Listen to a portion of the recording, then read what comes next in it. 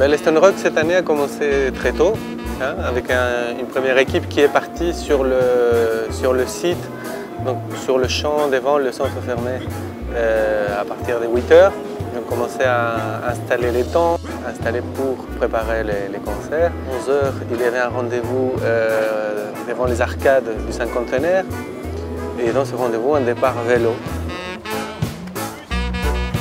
Bah, c'est un concert, hein. Il y a des groupes, de la musique. Et bon, c'est des conditions un peu spéciales, voilà, c'est un centre fermé. Ouais, j'y vais aussi, avec mon père. Ah, ça c'est bien. Hein.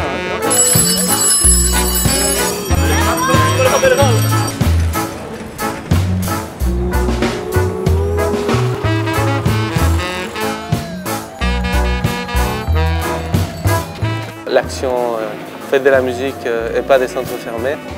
On a expliqué au mégaphone pourquoi on était là, c'était quoi cet endroit pour les gens qui n'étaient jamais venus devant un centre fermé.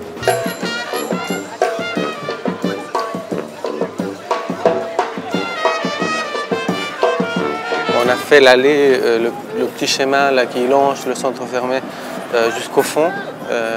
On a dû négocier avec la police qui nous laisse passer jusqu'au fond de ce chemin pour aller voir le nouveau centre fermé. 11 millions d'euros pour construire une nouvelle prison pour des gens qui n'ont commis aucun délit, aucun crime. On nous dit à chaque fois qu'il y a des revendications sociales, comme le logement, comme l'éducation, comme la santé, qu'il n'y a pas d'argent pour financer ou pour améliorer les conditions sociales. Ben là, tout d'un coup, ce gouvernement en affaires courantes sort 11 millions d'euros pour aller financer un nouveau centre fermé.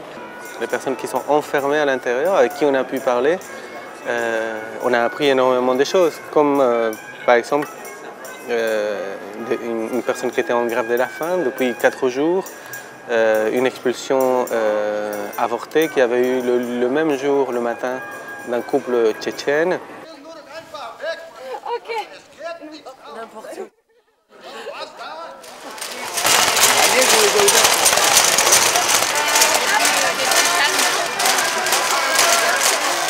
Donc après le rassemblement devant le centre fermé, on a pu commencer l'après-midi avec les groupes.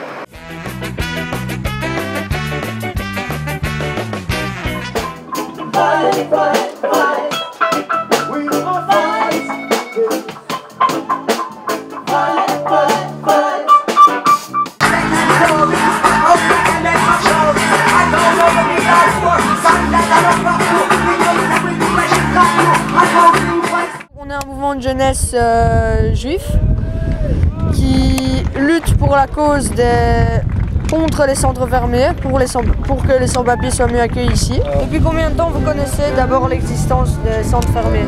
Depuis que je suis arrivé en Belgique, et ça fait 7 ans maintenant. C'est triste pour eux.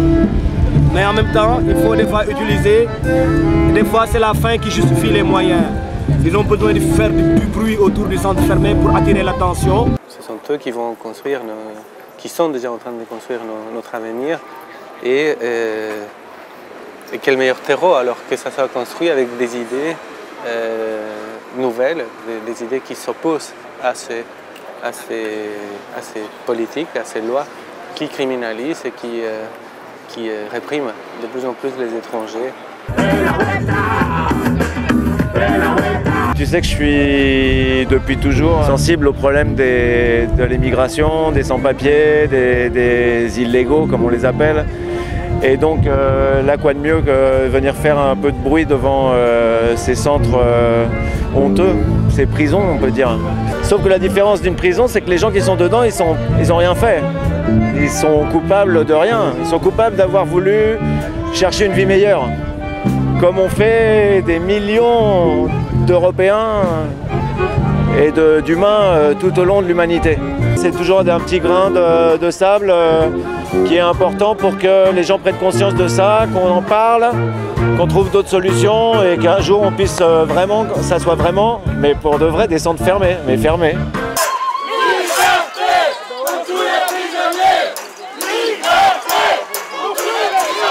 tout le monde se réunit ici dans une ambiance festive.